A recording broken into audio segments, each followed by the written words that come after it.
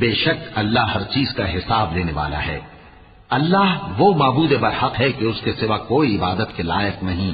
وہ قیامت کے دن تم سب کو ضرور جمع کرے گا، اور اللہ سے بڑھ کر بات کا سچا کون ہوگا؟ اب کیا سبب ہے کہ مسلمانوں تم منافقوں کے بارے میں دو گروہ بن گئے ہو، حالانکہ اللہ نے ان کو ان کے کرتوتوں کے سبب اوندھا کر دیا ہے؟ کیا تم چاہتے ہو کہ جس شخص کو اللہ نے گمراہ رہنے دیا ہے اس کو رستے پر لے آؤ، اور جس شخص کو اللہ گمراہ رہنے دے تم اس کے لیے کبھی بھی رستہ نہیں پاؤ گے؟ وہ تو یہ چاہتے ہیں کہ جس طرح وہ خود کافر ہیں اسی طرح تم بھی کافر ہو کر سب برابر ہو جاؤ۔ تو جب تک وہ اللہ کی راہ میں وطن نہ چھوڑ جائیں ان میں سے کسی کو دوست نہ بنانا۔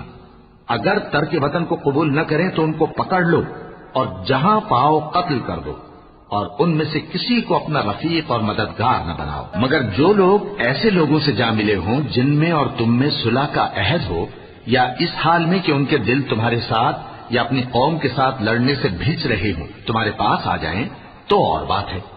اور اگر اللہ چاہتا تو ان کو تم پر غالب کر دیتا تو وہ تم سے ضرور لڑتے۔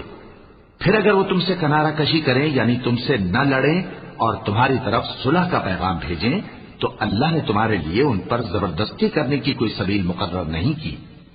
تم کچھ اور لوگ ایسے بھی پاؤ گے جو یہ چاہتے ہیں کہ تم سے بھی امن میں رہیں اور اپنی قوم سے بھی امن میں رہیں، لیکن جب فتنہ انگیزی کو بلائے جائیں تو اس میں اوندھے منہ گر پڑیں۔